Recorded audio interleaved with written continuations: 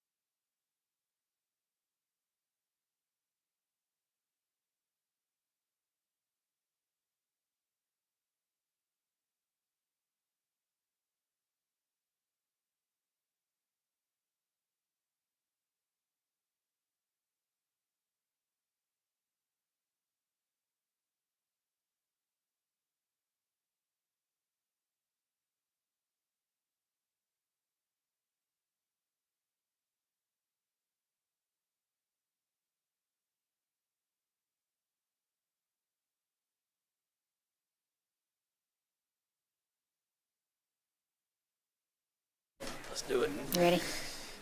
Good evening and welcome tonight. We have the honor of conducting the swearing-in and oath of office ceremony for 3 incumbent members who were re-elected in the November election: Mayor Pro Tem Ron Williams, Council Member Todd Carnes, and Council Member Gavin Smith. We appreciate their continued dedication to serving our community, and we look forward to their leadership in the term ahead. We will now proceed with the administrator oath of office. First, we will invite Council Member Carnes to come forward. His oath of office will be administered by myself, and he will be joined by his wife, Carrie.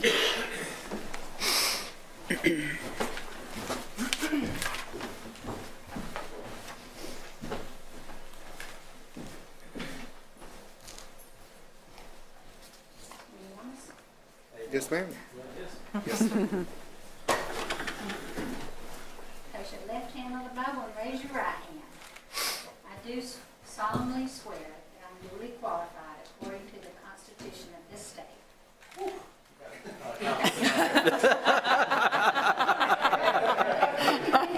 That's a backup. I do solemnly swear that I'm duly qualified. I do solemnly swear that I am duly qualified, According to the Constitution of this state, according to the Constitution of this state, to exercise the duties of the office to exercise the duties of the office to which I have been elected, to which I have been elected, and that I will, to the best of my ability, and that I will, to the best of my ability, discharge the duties thereof, discharge the duties thereof, and preserve, protect, and defend and preserve, protect, and defend the Constitution of this state and of the United States. the Constitution of this state and of the United States. As a council member of the municipality of Lexington, South Carolina, As a council member of the municipality of Lexington, South Carolina, I will equally, fairly, and impartially, I will equally, fairly, and impartially, to the best of my ability and skill, to the best of my ability and skill, exercise the trust reposed in me, exercise the trust reposed in me, and I will use my best endeavors to preserve the peace and I will use my best endeavors to preserve the peace and carry into effect according to law and carry it into effect according to law, the purposes for which I have been elected. the purposes for which I have been elected. So help me God. So help me God. You both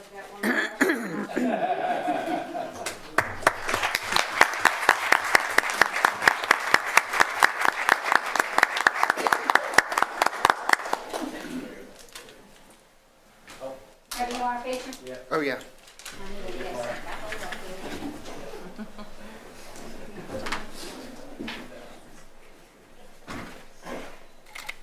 So I'm going to have y'all scoot over just to hear this way. Perfect.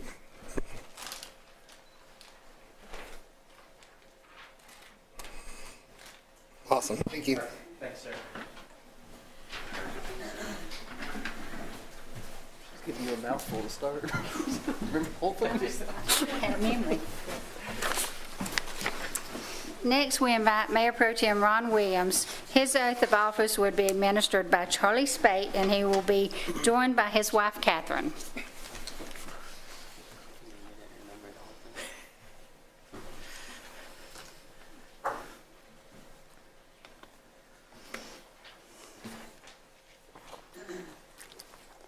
I do solemnly swear that I am duly qualified, I do solemnly swear that I am duly qualified, according to the Constitution of this state, according to the Constitution of the state, to exercise the duties of the office to exercise the duties of the office to which I have been elected, to which I have been elected, and I will, to the best of my ability, and I will, to the best of my ability, discharge the duties thereof, discharge the duties thereof, and preserve and protect and defend and preserve, protect, and defend the Constitution of this state and the United States. the Constitution of this state and the United States. As a council member of the municipality of Lexington, South Carolina, As a council member of the municipality of Lexington, South Carolina, I will equally, fairly, and impartially, I will equally, fairly, and impartially, to the best of my ability and skill, to the best of my ability and skill, exercise the trust reposed in me. exercise the trust reposed in me, And I will use my best endeavors to preserve the peace and I will use my best endeavors to preserve the peace and carry into effect, according to the law, and carry into effect, according to the law, the purposes for which I have been elected. the purposes for which I have been elected. So help me God. So help me God. Congratulations.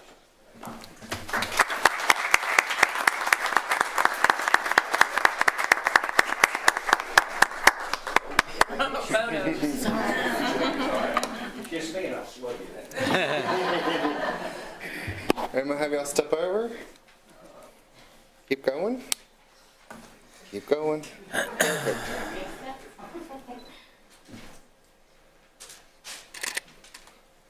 And hold on.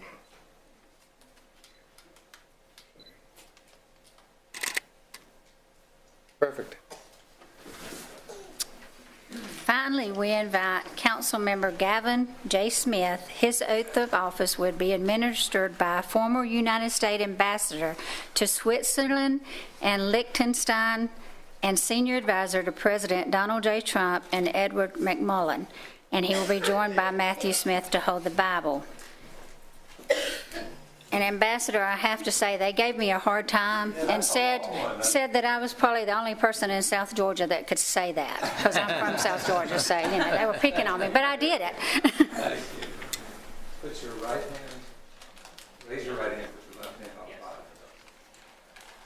I do solemnly swear that I am duly qualified, I do solemnly swear that I am duly qualified, according to the Constitution of this state, according to the Constitution of this state, to exercise the duties of this office, to exercise the duties of this office, to which I have been elected, to which I have been elected, and that I will, to the best of my ability, and that I will, to the best of my ability, discharge the duties thereof, discharge the duties thereof, and preserve, protect, and defend and preserve, protect, and defend the Constitution of this state and of the United States. the Constitution of this state and of the United States. As a council member of the municipality of Lexington, South Carolina, As a council member of the municipality of Lexington, South Carolina, I will equally, fairly, and impartially, I will equally, fairly, and impartially, to the best of my ability and skill, to the best of my ability and skill, exercise the trust reposed in me, exercise the trust reposed in me, and I will use my best endeavors to preserve the peace, and I will use my best endeavors to preserve the peace, and carry into effect according to the law and carry into effect, according to the law, the purposes for which I have been elected. the purposes to which I have been elected. So help me God. So help me God. Congratulations. Thank you very much.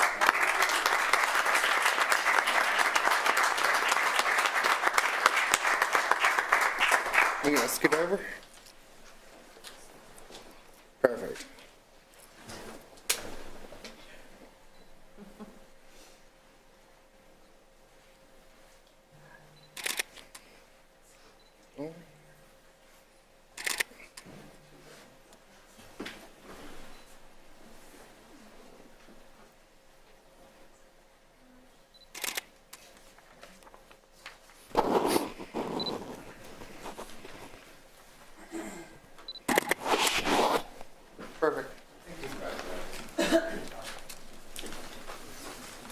This concludes tonight's oath of office ceremony. Congratulations once again to Ron Williams, Todd Carnes, and Gavin Smith. We look forward to continuing our work together in service to this wonderful community of Lexington. We appreciate y'all, and at this time, I'll give y'all just about 5 minutes in case some of y'all want to go and don't want to stay for our long meeting, or y'all welcome to stay, but I'll give y'all about 5 minutes to decide what y'all want to do.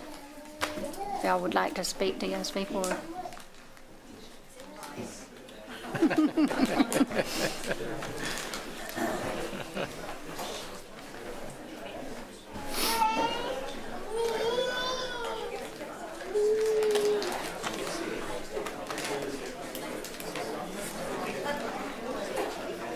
not figuring out if I want to stay there or so.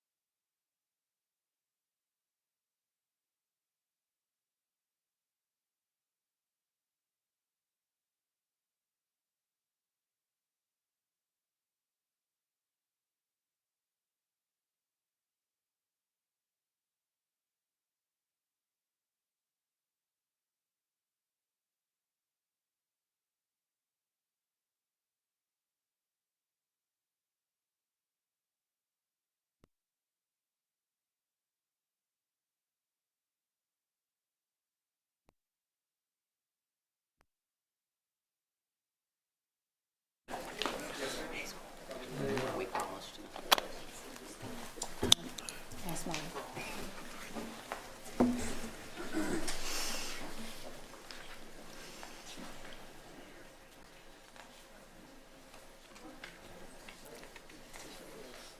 Yeah, some kids there.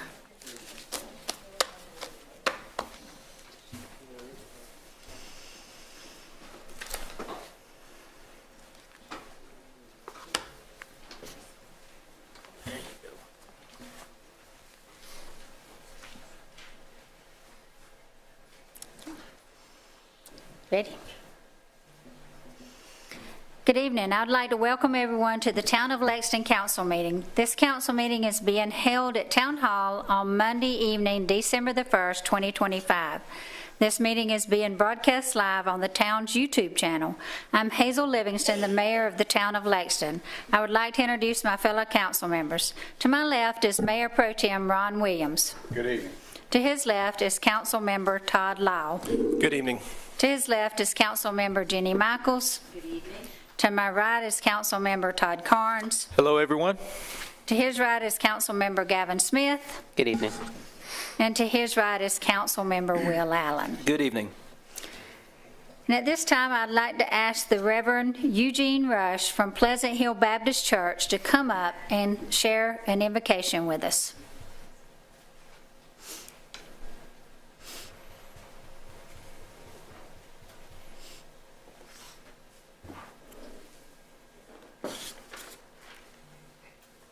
Let us pray. Almighty God, our Father, the scripture says that every good and perfect gift is from above, coming from the Father of heavenly lights, who does not change like the shifting shadows. This evening we've come with a heart deeply thankful for all the gifts we have. We're thankful to those who have helped to get us where we are, and we're thankful for others who have helped us, the current mayor, those who are currently council members, those who have labored hard in all their endeavors for our town. Indeed, we all come here from all different places and different backgrounds, ethnicities, And we all have different paths. Yet this evening we've all come here to inspired by one single mission, to struggle for the well-being of all those who inhabit this beloved town of Lexington we call home. And as our newly elected town council members assume their new responsibilities to lead us, may they be empowered to bear their responsibility of leadership with utmost integrity, courage, and humility. And may we also feel the dedication of their service to us, but not only their dedication to service to us, but our dedication to serve them. May we be inspired by their courage, their wisdom, and compassion, that they may stand in solidarity with the needy and the poor, defeat prejudice, and unify our town. May they be guided to know and to have the right mission in mind to challenge and defy anything at all that must diminish justice in this town and in the state and in this whole world. May we all view the remarkable moments of this truly divine place, that our purpose and intention is to work on repairing the world filled with injustice, with hate and intolerance. May we understand that we can never become enlightened until we become occupied not by being right, but with the lifting up of lives of people around us and healing our families and communities. May our intentions be sincere, our labor selfless, and may we enjoy the beautiful town that we do have, because it will become the shining light that sits on a hill. Amen. Amen. Thank you, Reverend Rush. We appreciate it.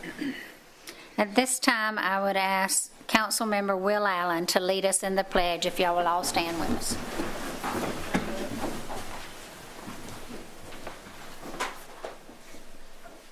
I pledge allegiance to the flag of the United States of America and to the republic for which it stands, one nation, under God, indivisible, with liberty and justice for all. I will now call the council meeting to order. Are there any deletions from tonight's agenda? Hearing none, council met in executive session prior to this meeting.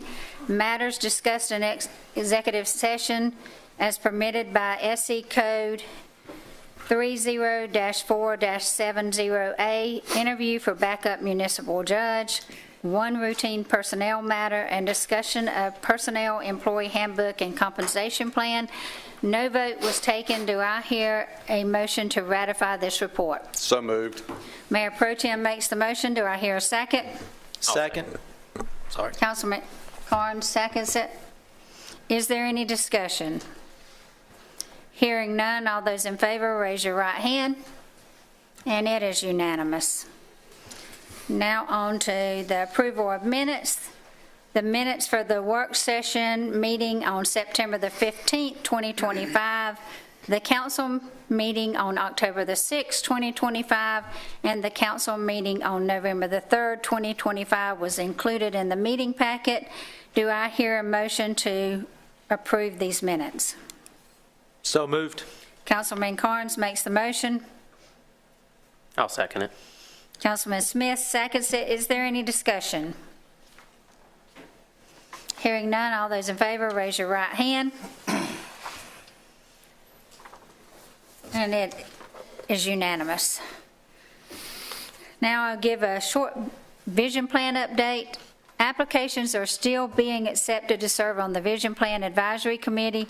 This committee will be one of the driving forces giving input for the town's updated vision plan. It will be made up by a total of 10 citizen members appointed by council. All members must either reside in the town of Lexington or own a business within the town limits. If you would like to apply to serve, fill out the application on our website at lexsc.gov.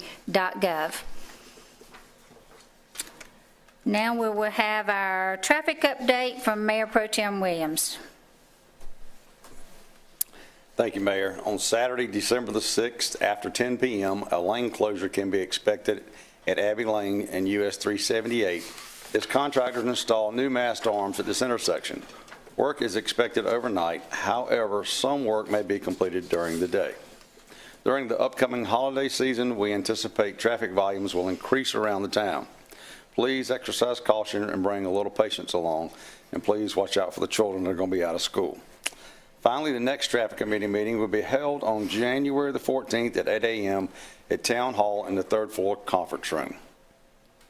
Please exercise caution when traveling in construction areas. We encourage you to follow the Town of Lexington's Police Department social media outlets for traffic alerts and updates. Please call 803-358-7273 to report any traffic signal issues, unsafe roadway conditions, or a pothole that needs immediate repair. Thank you, Mayor Pro Tem. Yes, ma'am. Next up, we have two presentations. The first one tonight is a proclamation for Arbor Day. I will ask Parks Director Jeff Metz to come forward, please. This is a proclamation of the Mayor and Council for the Town of Lexington declaring December the 11th, 2025 as Arbor Day in the Town of Lexington. Whereas in 1872, J. Sterling Morton proposed to the Nebraska Board of Agriculture that a special day be set aside for the planting of trees. And whereas this holiday, called Arbor Day, was first observed with the planting of more than 1 million trees in Nebraska. And whereas Arbor Day is now observed throughout the nation and the world, and whereas trees can reduce the erosion of our precious topsoil by wind and water, cutting heating and cooling costs, moderate the temperature, clean the air, produce life-giving oxygen, and provide habitats for wildlife. And whereas trees are a renewable source giving us paper, wood for our homes, fuel for our fires, and countless other wood products.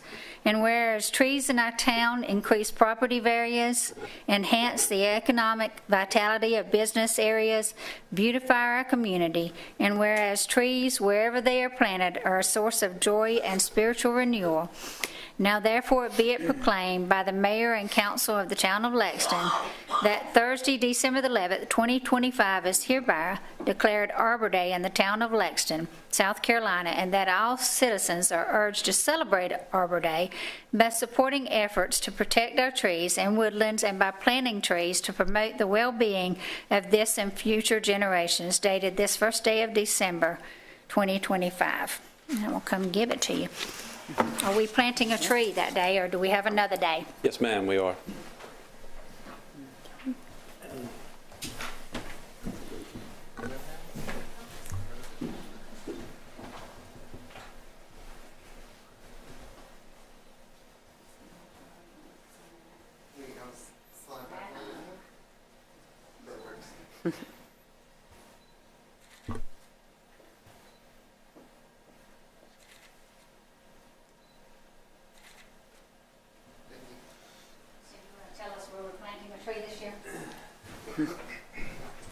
Yes, we will be right behind the Virginia Hilton playground. We lost a couple trees there in the last year or so, and so we'll meet out there at 9 a.m. on the 11th. Thank you. Thank you for receiving that. And our next presentation is from Transportation Director Randy Edwards, a summary of the traffic impact study for proposed Bar Road development.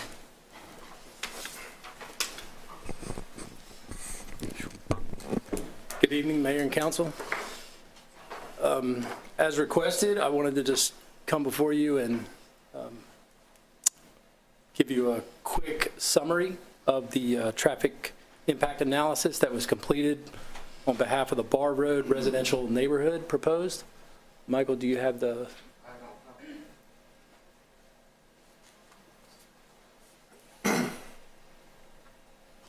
The exhibit? Yeah, I certainly am.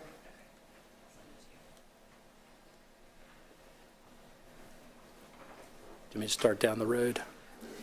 Okay, so at full build, this neighborhood that's been proposed over on Bar Road is projected to generate around 2,700 daily trips.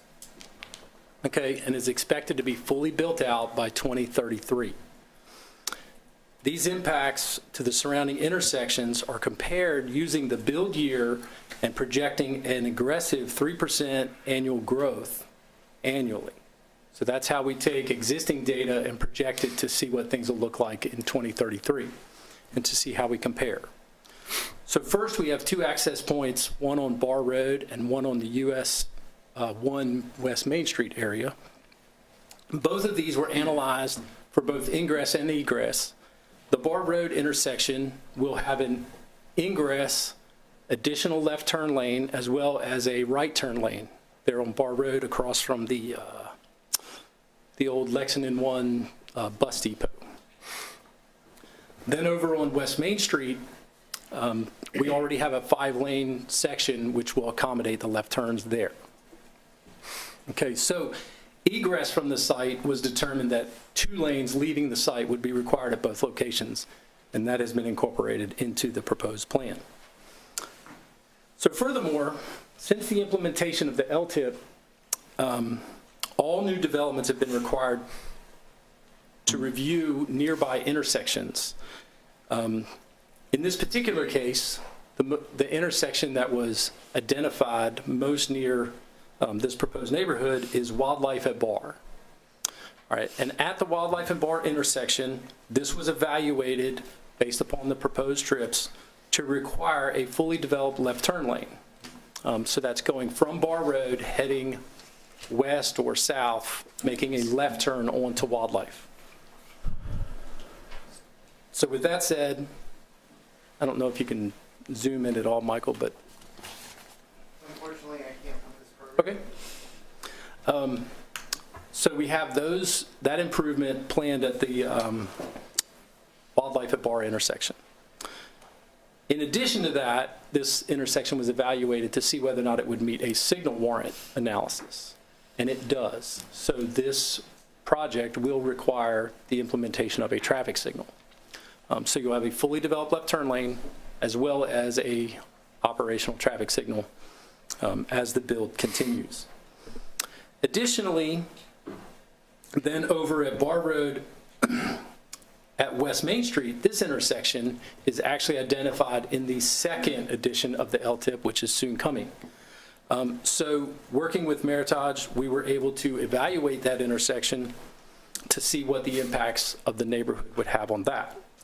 And so with that, what we requested was a fully developed right turn lane heading eastbound, so from West Main Street onto Barr Road. This eastbound right turn lane is what helps improve the efficiency of the overall operations of the signal based upon reallocation of the signal timings. So the end result of these improvements is that at Barr and West Main, the intersection sees a 25% increase in efficiency, so that's operational efficiency, and 11%, so 25% in the AM, 11% in the PM, based upon adding that right turn lane. Then the improvements over at Barr and Wildlife changes that intersections of level of service because it goes from a stop condition at Wildlife, a through condition on Barr Road, to being signalized in all directions, and it improves from a DF AM/PM situation today to a CB level of service, and that includes all the build-out traffic included. So the end result is adding this neighborhood provides overall efficiency for both of these after build-out from what we see even today. And with that, that's your 2-minute summary. I think Any questions? Can you tell us about what the amount would be that this group is spending to improve traffic? Yeah, I don't want to project their abilities to work with our contractors, et cetera, but this is projected to have anywhere from $750,000 to $1 million worth of on-the-ground improvement to the area. Okay. Mayor? Yes. Randy? Yes, ma'am. Is it correct to say that if this was not annexed into the town, the county does not require any of these road improvements? So the intersection improvements at Wildlife and Bar at West Main, the county does not have a mechanism by which they make those requirements. The improvements at the egress points of the neighborhood would be required by SCDOT. Okay. Thanks. Madam Mayor. Councilmember Smith, before you do all yours, because I know you got a lot to do, I'd just like to say, Councilmember Smith and I had some concerns about the interconnectivity on Yale Road moving forward, and we met with staff today, and we learned a lot, and he's going to take y'all through some things that we learned and how it plays out with this. Madam Mayor, if you may, I actually plan to ask those questions on the annexation portion. No, it has to be done on this one. On this one, okay, no problem. I'd like to start first with another round of questioning, if you don't mind. And Jessica, just so you know, I'm going to have a couple questions for you also. Randy, based on the presentation that you provided us and the traffic impact study that we received, can you confirm for the record that the total number of transportation improvements by this developer required to complete by this developer is, I think it was 7 that I counted, a total projects, whether it be the lanes, et cetera. Can you confirm that? Yeah. That's what I counted on. 4 specific site locations, and then there's,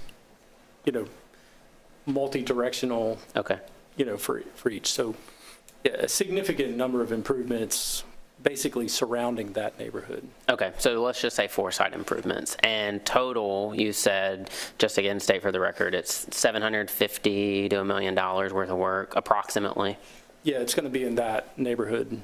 So just bear with me. So is it correct that because of the town's land development ordinances is what allows us to require these improvements? Is that correct? Specifically because our ordinances mandate that we can require a traffic impact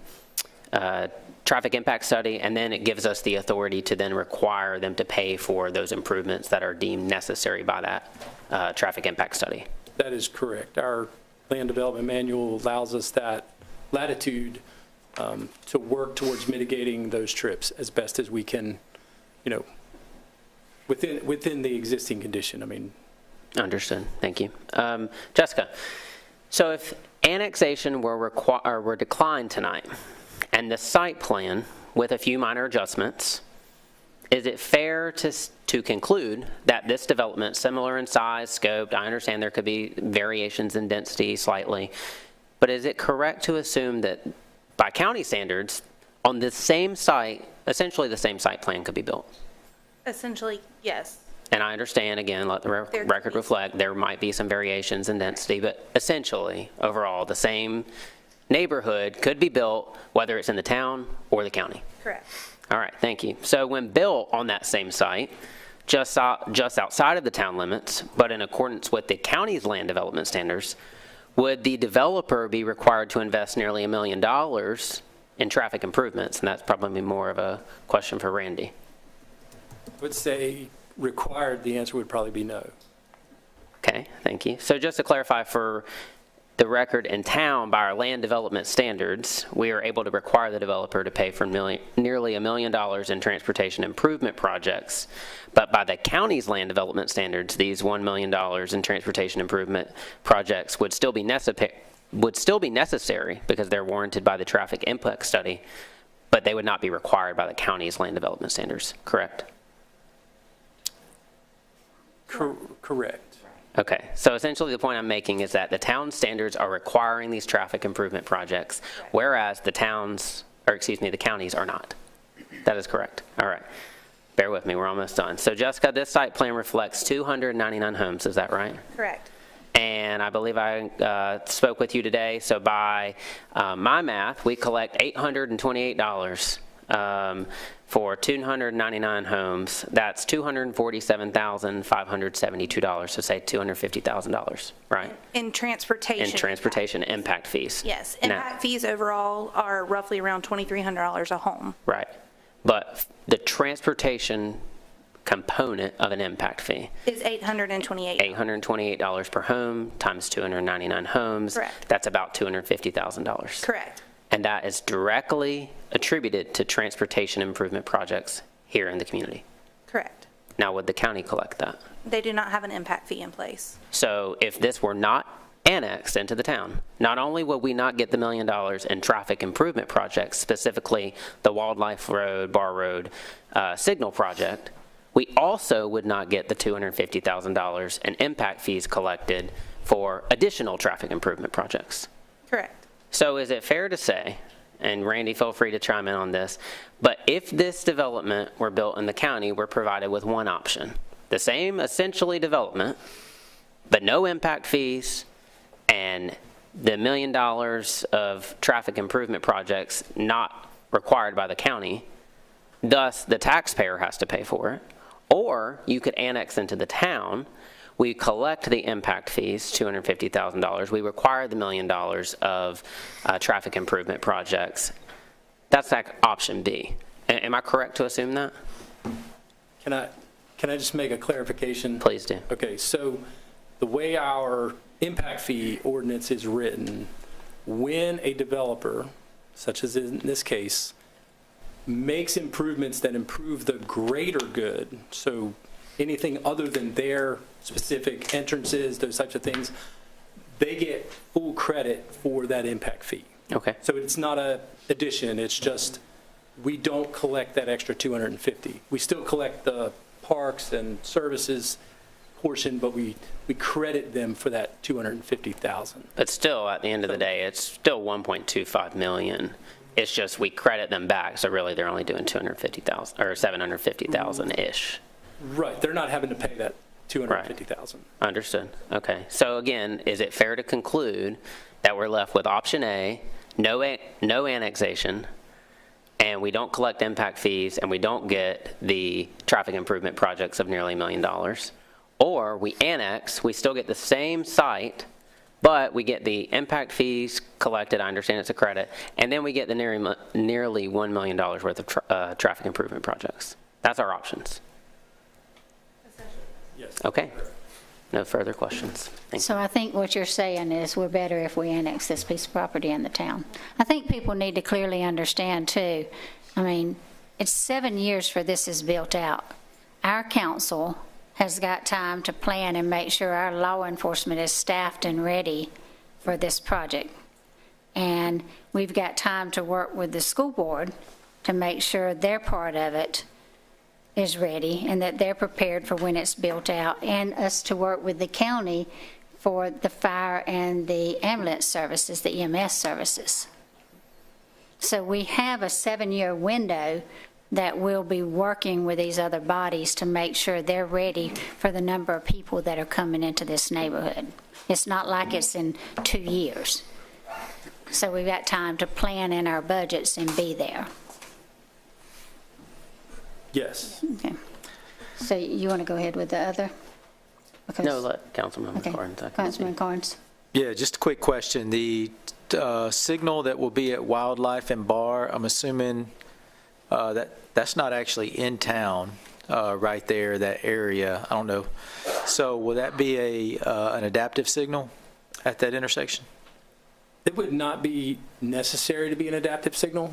I mean, we believe that it's so far removed from the system that while it would still be ours for maintenance, even though it's not in town, it would be similar to, for example, Bar and Main is not in town either, and we maintain that. So we would maintain this signal as well, but it would not be projected to be adaptive. It wouldn't synchronize. I hear you. And then, yeah,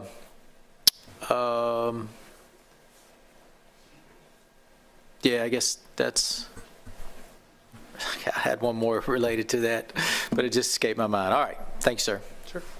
Oh, I know what it was. We're analyzing, because I drive that road every day. We're analyzing that thing all the time, and Hendricks and Bar is also not in town. But Hendricks and Bar do not have alignment. Correct. And it's horrific when you're trying to look back right and make a left. It's a fatality waiting to happen. Like, how do we work with our county partners or whoever to align that intersection at a 90-degree angle? Right now it's at about a 45. You know the one I'm talking about? I do. And trying to look back right is you know, It is. every time I look back, I kind of ease out in the left lane because I want to give myself a chance to correct if I miss that person. What do we need to do to bring alignment to that intersection since it's outside of town, but it's, what's our process? Because we need to get on that. So the good part is we've identified that in the LTIP. So it's been identified and has been evaluated for what improvements are necessary there.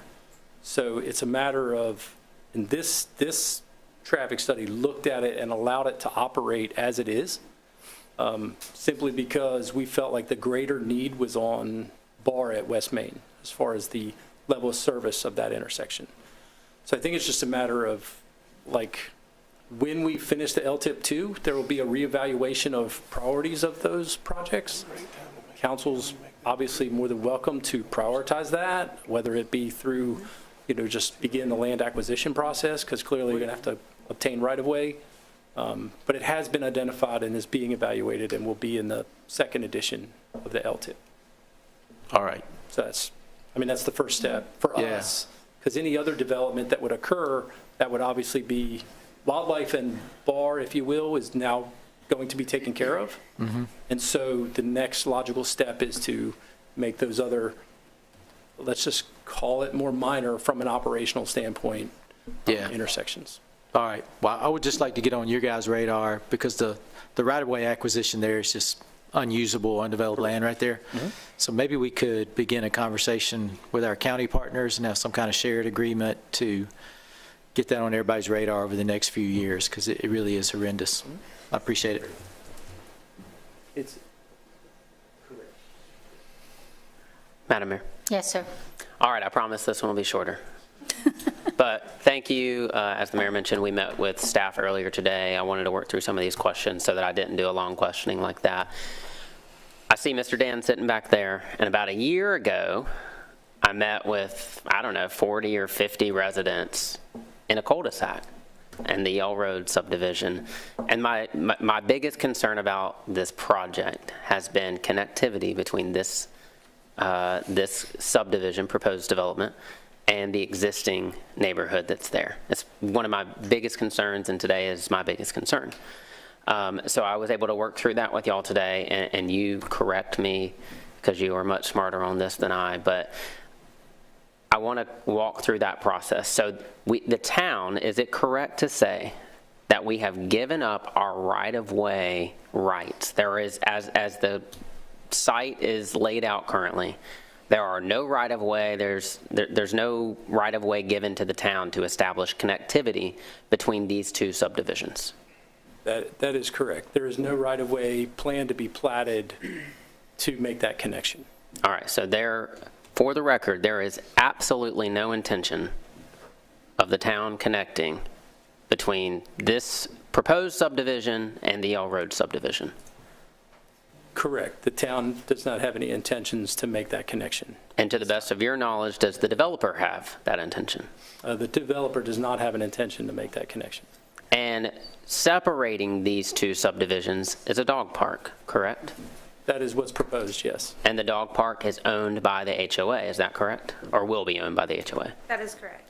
Okay, so walk me through, as you did today, if we wanted to establish connectivity, which, to be clear, I'm happy to be on the record, this meeting's being recorded, I will not support. Maybe you can get other people to, but I will not.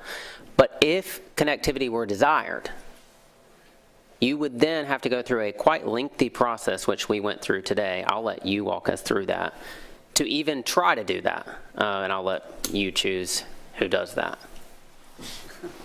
Okay, well, in short, because we would not be the landowner, we would have to work with the HOA to acquire the property necessary. Would take a council action, first of all, to request that were to be done. Then we would have to go through that process, establish a value, make an offer, and acquire the property. The HOA has that, and so they would have to obviously be a willing party in this case to facilitate that to happen. Is that? Yes, so to clarify, to recap, council would have to have a desire to do that. Council would have to hold a public hearing and take a public vote to direct staff to do that, by which public could give their input. Then you, as staff, would then go to the the new neighborhood's HOA, and you would say, we'd like to do this, and it would require their HOA, the residents of their agreement in accordance with their bylaws, their covenants, would have to agree to sell that property to the town. You would then have to go to the county council because they own the roads, get the county council to agree, by which they would also have to have a public meeting and a public vote. Then it would come back to town to make a purchase and council to authorize the use of those funds. Did I summarize that correctly? Yes. The only other option would be if the homeowners petitioned the council for that. Okay. To start that process. So it's either council driven or the homeowners present that. Okay. The biggest piece of heartburn I've had with the whole project is the possibility for connectivity. But hearing that be explained today, I mean, I'm an HOA president outside of this, and I know the hurdles it is to get a neighborhood to agree to, 75% of my neighborhood to agree to anything. Having all the neighbors of that neighborhood agree to it would certainly be a major hurdle. But I'll take it one step further. I'll let the mayor chime in on this. We are also asking staff to evaluate best practices for not only getting the new proposed subdivision to agree to this, but also going to the affected community and getting their HOA, or if they don't have an HOA, maybe all the property owners there, similar to how we do with annexation. We require 75% to agree to that. So we're asking staff to just bring us back some proposed recommendations for how we could possibly do that, and then this council could consider if we wanted to update our ordinances. I think future land use plans, some of our other plans would have to be in compliance. But Madam Mayor, feel free to chime in there. I think what Gavin and I met with staff today, and some of the things that come out of our conversation was that I know Yale is not in the town of Lexington, but you made us start thinking about our neighborhoods that are here and are next to pieces of land that may sell eventually and be developed, is how we can look at best practices to protect those neighborhoods that are already here moving forward. So that's what we brought to staff is, can you take a look at this? Can you bring it back? Can you tell us what we need to do to protect the current citizens that are already here in neighborhoods moving forward? Because people do have a right to sell their land and to develop it, but we want to make sure we're looking at everybody fairly. So that's kind of what we did, and it wasn't just about that one thing, but it was to look at the whole picture of how a neighborhood can be affected by another piece of land that is sold next to it. So they said they'd be glad to do that. They'd do some research and come back to us and let us start looking at that. Yes. And I'll just say, and I'll conclude, sorry, Councilmember Carnes, Dan and to all the other residents that are back there, you've got my word that if that comes before us, I will stand with you tooth and nail and fight tooth and nail to make sure that we do not connect, because I agree with you. I do not think that we should connect. And I have told you the same thing, Dan, and I still stand here saying the same thing. That, but I felt much better when the staff explained to me today that we were not maintaining any easement or right of way for connectivity. So that right there told me that what I needed to hear. I felt very good about it, and that comes from a lot of years of experience up here. They satisfied me when they told me that. They could have satisfied me 6 months ago, but by telling me that. But anyway, anybody else have anything else? Yes, ma'am. Yes, sir. Randy, when will the Bar Road and Highway 1 light be complete? How long will that take? That's part of their encroachment permit process. They would be required to submit all of that. We have not seen any phasing plans at this point as to, so, and clearly the build out, I mean, I don't speak for them. I don't know where they are specifically, but I mean, we're talking 18, 24 months before even the first house, right, is up out of the ground. So I guess let me take that a little further. And Wildlife and Bar will be the same scenario, I'm assuming. Correct. Okay. So is there a way for us to stipulate, or for it to be stipulated, that these intersections need to be complete and operable before we start putting more traffic in that area? In our land development ordinance, it states that infrastructure improvements have to be done appropriately throughout the phasing plan. Historically, we ensure that they're working with Randy as we move through that process. Obviously, permitting for land disturbance is going to take quite a time, and then we have to circulate bonded plats for certain phases. So we typically get a bond to cover infrastructure, and then we ensure that they have their encroachment permits in place. Well, but is there a way so we don't have houses built, people out there, and still don't have the road projects done, is what I'm trying to see. I'd like to be ahead of the traffic curve instead of trying to fix the traffic after we've already created more traffic. Would you like for Charlie, the engineer, to speak? That would be great. Thank you. Hey, Constable, Charlie Greer, Team Whiteside. Yes, sir. So there would be a phasing plan done with the traffic study if Merit is just going to phase out the homes. But what would happen is DOT would not allow us to have an active access into our site if those things aren't already complete before houses are built. So to answer your question, long story short, there will be improvements completed before any houses are built. The exact improvements and the timing of which ones are going to be done first is going to be based on the DOT permitting process. So DOT won't allow us to have an active access unless X, Y, and Z are done. We don't know what that X, Y, and Z, I mean, we know what they are, we just don't know which order they're going to be quite yet until the permitting process is done. Awesome, because it's, it's crazy to build a subdivision, have people living in it, and start putting a decel lane out in front of it. I mean, No, that's not, done first. not the intention. All right, and then Jessica, by my math, $2,300 a house for impact fees. That's going to leave us $438,000 for parks and police. Correct. So it's broken down between municipal facilities and parks and recreation. Okay, thank you. Madam Mayor? Yes, sir. Kind of reticent to say this, but this is a place of public debate. I just want to note, the way the subdivision is laid out, I don't have the exact numbers, but approximately 100 homes are on the west side of that dam. As you come in off Bar Road, there's the one privately maintained dam, and then you've probably got somewhere around 100 homes that are across that privately maintained dam by the HOA that abut up against Yale Road, right? Something like that? Yeah. I mean, if I were laying out the subdivision, I would just kind of get, you got some that's up against Highway 1, some on Bar Road, some at Yale. But I would just, I don't know how we'd go about making that decision, and I hear Councilman Smith's argument, and I know a bunch of people here from Yale Road, but I still just want to throw out a little balloon that anytime you try to make decisions based on what the people there are going to want in 50 years, you're just throwing it against the wall and hoping that you're right. So I think that this council, certainly this council member, this council, nobody has any appetite to connect this subdivision to Yale Road against the will of the developer and the people on Yale Road. But this is 2025. Like, I'm 56, I ain't going to be here in 50 years. I have no idea what those people want.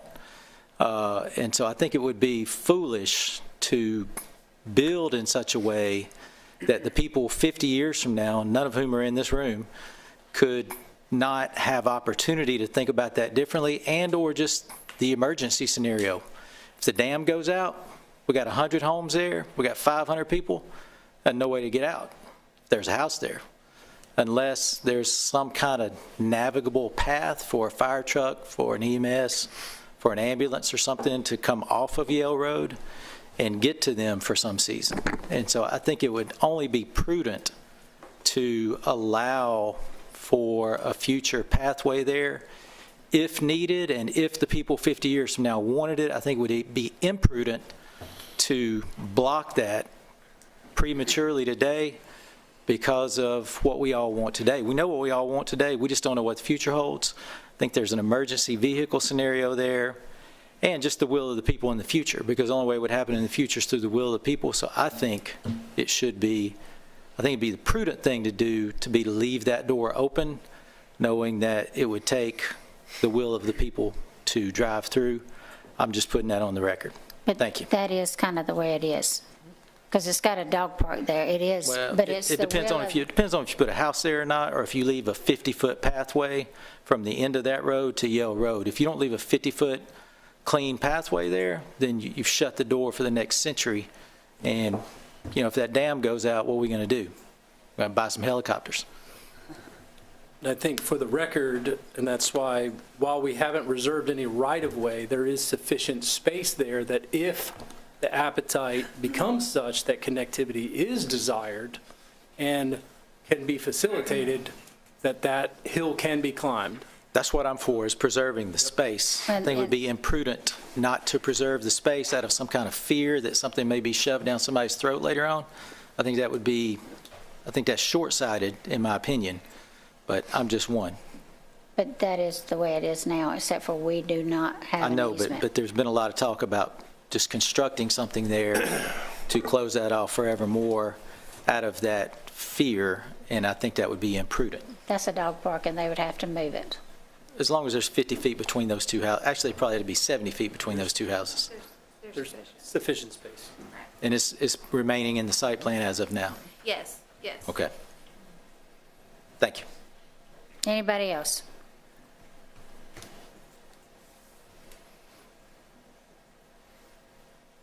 Hearing none, we're going to move to the public hearing section. Not for this public hearing, just let y'all all know, will be in January. It is not tonight. So if you want to speak at the public hearing, it will be in January, not tonight.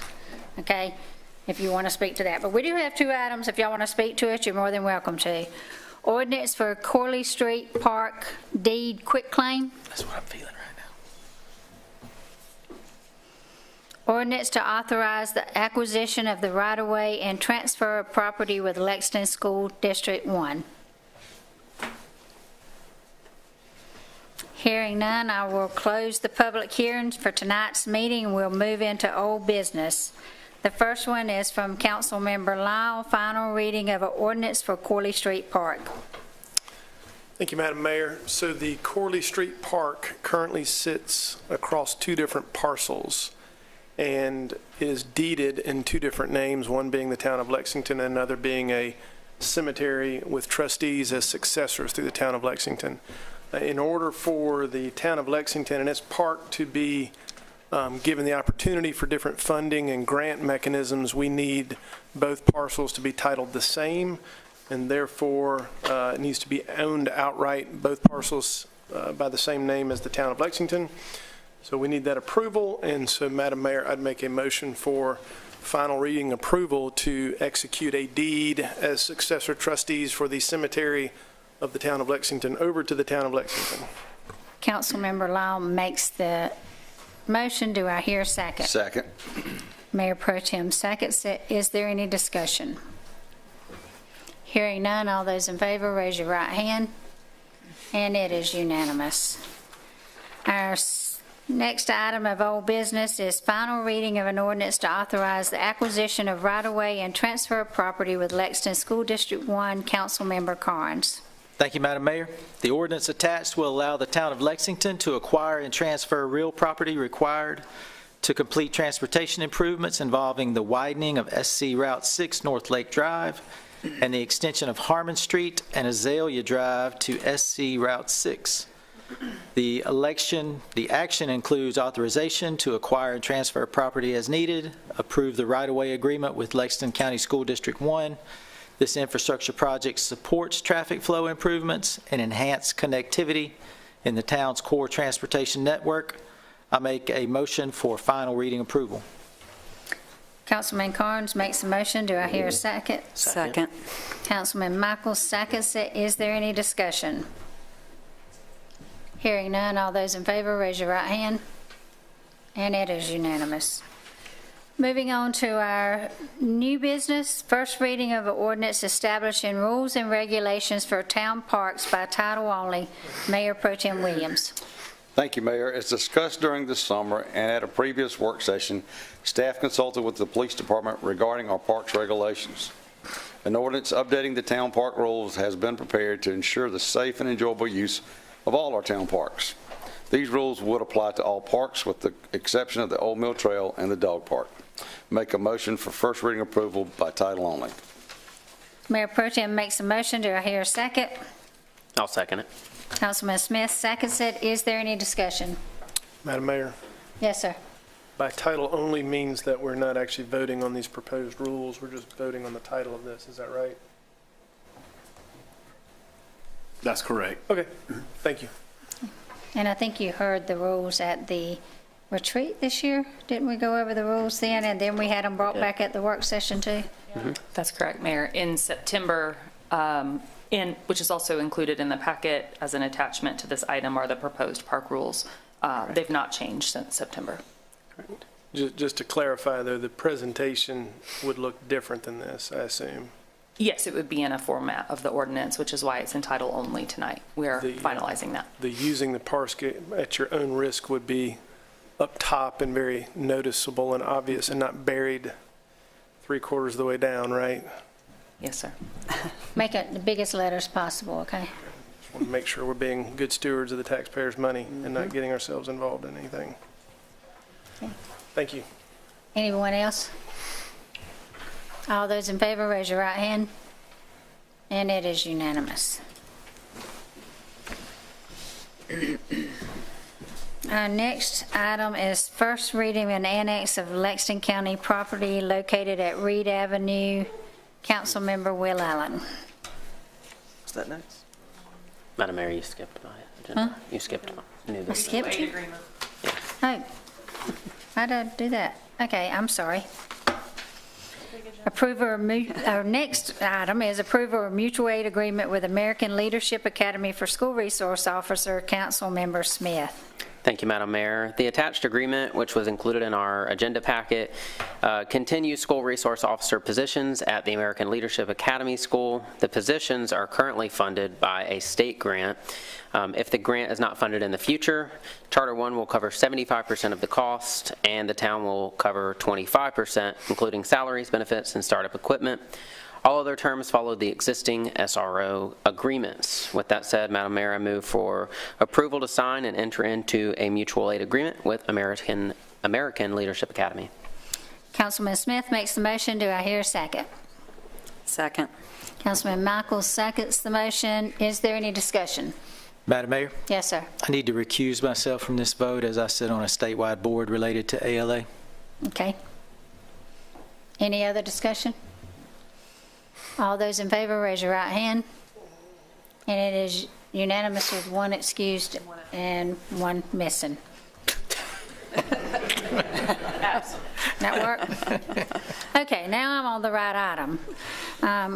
Item number 3, first reading of annexation of Lexington County property located at Reed Avenue. Councilmember Allen. Thank you, Madam Mayor. Charles F. Thompson Jr. and Mary Ellen Thompson own approximately 14.24 acres on Reed Avenue and has petitioned to annex the property. A single-family dwelling is currently located on the site. Properties in town near this one are zoned protected residential and protected residential 2. Reed Avenue is classified as a local road. The property is shown on the future land use map as suburban residential area. The comprehensive land use plan describes this area as low-density, single-family detached housing on large lots. At its November meeting, the Planning Commission recommended annexation with protected residential zoning and recommended classifying Reed Avenue as a local road. Madam Mayor, I move for first reading approval of recommended annexation and zoning classification. Councilmember Allen makes the motion. Do I hear a second? I'll second it. Councilmember Smith seconds it. Is there any discussion? Hearing none, all those in favor, raise your right hand. And it is unanimous. Item number 4 is Marketplace Development LLC easement and access agreements. Mayor Pro Tem Williams. Thank you, Mayor. The town of Lexington plans to construct a new 100-space surface-level parking lot on the property along North Church Street. It's about 1.2 acres and contains approximately .29. What? Containing? It's 2 different parcels, sorry. One's 1.12 acres, one's .29. An easement agreement is needed from Marketplace Development, which is Wild Smiles, located at 203 North Lake Drive. An easement agreement has been negotiated with Marketplace Development for the construction of the surface level parking facility and for the installation, maintenance, and repair of a stormwater drainage facility. The easement will run with the title to the property, and the town will provide 15 parking spaces for use by Marketplace Development during the hours of 7:30 a.m. to 6 p.m. on each business day. Hereby request council approval to enter into a easement agreement with Marketplace Development LLC. Make that in form of a motion. Mayor Pro Tem makes the motion. Do I hear a second? Second. Councilman Michaels seconds it. Is there any discussion? Hearing none, all those in favor, raise your right hand. And it is unanimous. Our item number 6 is Mashburn Construction Company and access agreements approval. Councilmember Carnes. Thank you, Madam Mayor.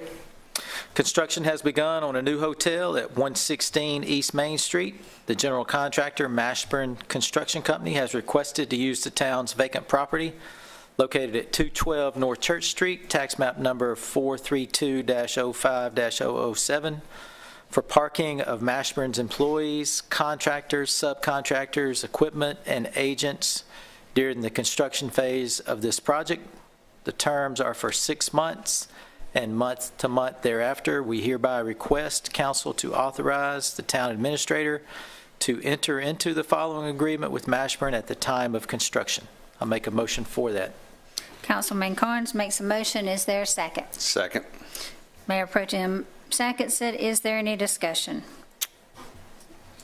Madam Mayor, Yes, sir. just want to briefly make sure, David, did we do all sorts of cover our butt stuff in here and hold harmless type stuff? We did. They're also required to maintain insurance. Okay, excellent. Named us as an additional insured? Yes. All right, thank you. Great job. Any other discussion? Hearing none, all those in favor, raise your right hand. And it is unanimous. Item number 7 is contract review for Old Cherokee 378 relocation project approval. Councilmember Lau. Thank you, Madam Mayor. Part of the utility easement relocation project at 378 Old Cherokee Road in front of the Public Shopping Center requires us to maintain a new easement. We have to relocate it. This was originally bid in July earlier this year, to which no bids were submitted. After consulting with those bidders, we solicited a few more quotes. 2 were received, with the lowest being Williams Infrastructure, quote of $658,551. On October the 1st, town staff engaged that same group to review the project scope and identify some cost savings opportunities, which I'm proud to say that Randy, great job. Looks like they knocked it down to $447,245. So, Madam Mayor, I would make a motion that we request council approval for this cost proposal from Williams Infrastructure for the utility relocation project. Councilmember Lau makes the motion. Do I hear a second? Second. Councilman Smith seconds it. Is there any discussion? Hearing none, all those in favor, raise your right hand. And it is unanimous. And our last item is first reading annexation of proposed development off Bar Road. Councilmember Michaels. Thank you, Madam Mayor. Benjamin Satcher Jr. and Satcher Properties LLCs own 191.08 acres on 5 separate parcels and have petitioned to annex the property. A 299-unit subdivision is being planned on the site. Properties in the town near this are zoned limited commercial. Bar Road is classified as a collector road.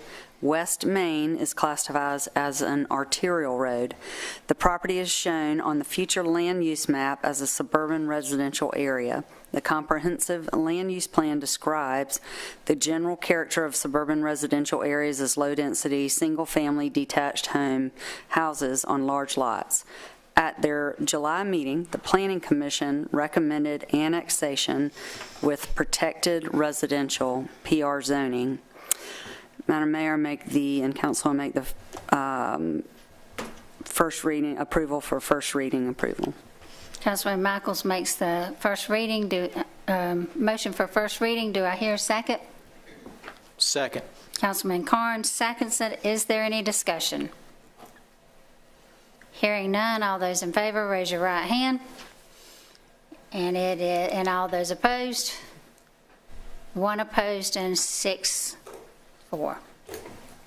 Okay. That concludes the business items for tonight. Are there any comments from the public regarding a specific agenda item tonight?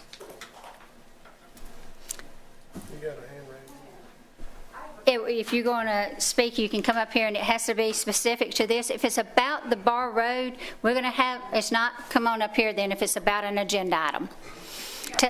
Tell us who you are and where you live. Kathy Miller, I'm on East Butler Street, and I don't know when is proper time to ask a question about in town. I've got a letter that was received in my water bill discussing the sidewalks improvement and want people to walk, and I don't know when I can just ask for a question. That's not an agenda item tonight, but I'll be glad to speak with you about that. Okay. Or set up a meeting with you to speak with you about that and explain to you kind of where we're at with all that kind of all that. Good, that's all I wanted to find out, because every time you come to meetings, it's not addressed, and you don't, people don't, we all don't know when we can come up and spend 5 minutes. And you can get on the agenda for a work session if you would like to come and talk at a work session too. And that would be December the 6th coming up? No, that is the 15th. The 15th, okay, thank you. Anyone else that would like to speak to anything that was on the agenda? Any news media have any questions? Any staff have any comments or questions? I'd just like to say welcome back to all three of y'all. We're very glad to have y'all here and to be working for us and working for the community. We appreciate y'all. I would like to give a warm welcome to our new team members who joined the town in November. We have Joy in finance and Tyler, Matthew, and Keon in utilities. We're excited to have them as part of our Lexington family. We want to invite everyone to join us for the Snowball Festival this weekend at the Ice House Amphitheater. The fun begins Thursday, December the 4th with the Christmas Craft Fair. On Friday, enjoy more crafts, take pictures with Santa, see the tree lighting, and catch a holiday movie. They tell me this is rain or shine. I'm arguing about that, but I haven't won yet. So it's probably rain or shine like they tell me. Saturday is packed with excitement with the carnival, Santa visits, and the Santa Claus movie at 5:30 p.m. The festival wraps up Sunday, December the 7th, with the grand parade at 3 p.m. And to some of our neighbors that are here, our police is already on staff to protect your yards this year. We also want to encourage everyone to support our Shop Local and Dine Local initiative, which highlights many of the wonderful small businesses in our community and dining locally to help our community thrive. For more information, including all events details and spotlight videos, be sure to check out our website and social media sites. Come out, celebrate the season, enjoy all the holiday fun with us. That concludes our business for this evening, and thank you for watching. We are adjourned.